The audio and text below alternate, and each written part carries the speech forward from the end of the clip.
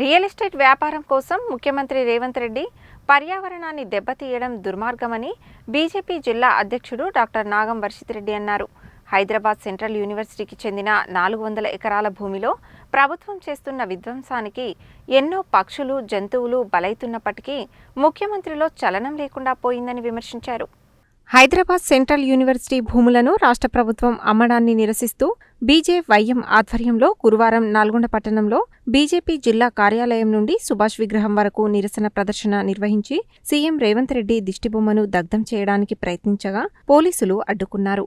దీంతో బీజేవైఎం కార్యకర్తలు రోడ్డుపై బైఠాయించి ప్రభుత్వానికి వ్యతిరేకంగా నినాదాలు చేశారు.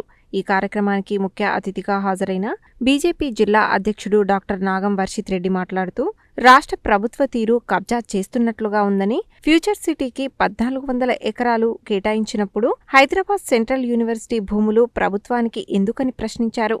హైదరాబాద్ సెంట్రల్ యూనివర్సిటీ భూముల విషయంలో ముఖ్యమంత్రితో పాటు కాంగ్రెస్ నాయకులు పచ్చి అబద్ధాలు మాట్లాడుతున్నారని, అక్కడి అడవుల్లో చెరువులు, నెమళ్లు, జింకలు వంటివి ఏవీ లేవని నిసిగ్గుగా అబద్ధాలు చెబుతున్నారని మండిపడ్డారు. విద్యార్థులతో చెలగాటమాడితే బీజేపీ, బీజేవైఎం కార్యకర్తలు ఊరుకోరని హెచ్చరించారు. హైదరాబాద్ సెంట్రల్ యూనివర్సిటీ భూముల విషయంలో రాష్ట్ర ప్రభుత్వం వ్యవహరిస్తున్న తీరును బీజేపీ రాష్ట్ర నాయకత్వం కేంద్ర ప్రభుత్వం దృష్టికి తీసుకువెళ్లిందని, రాష్ట్రంలో వచ్చేది బీజేపీ ప్రభుత్వమేనని, తమ ప్రభుత్వం వచ్చాక ఈ భూములన్నింటినీ వెనక్కి తీసుకుంటామని చెప్పారు. సీఎం రేవంత్ రెడ్డికి పరిపాలించడం చేత కాకపోతే రాజీనామా చేసి దిగిపోవాలని, బీజేపీ నేతృత్వంలో డబుల్ ఇంజన్ సర్కారును ఏర్పాటు చేసి రాష్ట్రాన్ని అభివృద్ధి చేస్తుందని అన్నారు. హైదరాబాద్ సెంట్రల్ యూనివర్సిటీ నుండి జేసీబీలను వెంటనే వెనక్కి పంపాలని, లేకపోతే రాష్ట్రంలోని కాంగ్రెస్ ప్రభుత్వం తగిన మూల్యం చెల్లించుకోవాల్సి వస్తుందని హెచ్చరించారు.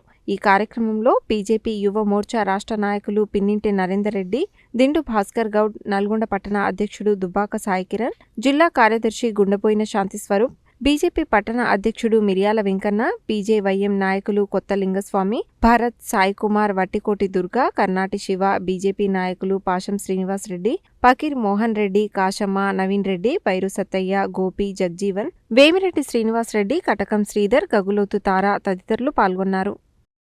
భారతదేశంలో ఎన్నడూ లేని విధంగా మరి సాక్షాత్తు రాష్ట్ర ముఖ్యమంత్రి మరి ఒక రియల్ ఎస్టేట్ అన్నది వారి పేటెంట్ రైట్ అని చెప్పి వారే చెప్పినరు.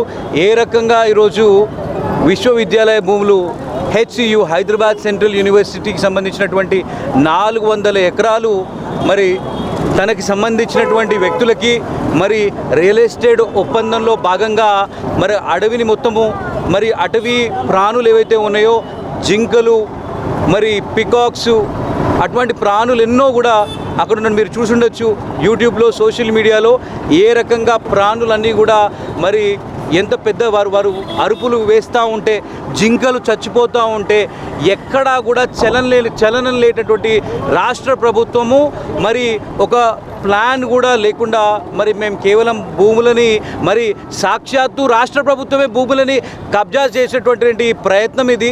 వాటన్నిటిని కూడా మరి ఇప్పుడు వారే చెప్పినారు ఫ్యూచర్ సిటీ ఉన్నదని చెప్పి 1400 ఎకరాలు మరి ఫ్యూచర్ సిటీకి అలాట్మెంట్ చేసినప్పుడు మరి ఒక విశ్వవిద్యాలయ భూములు ఎందుకు మీకు అని చెప్పి ఈరోజు భారతీయ జనతా పార్టీ డిమాండ్ చేస్తూ ఉన్నది.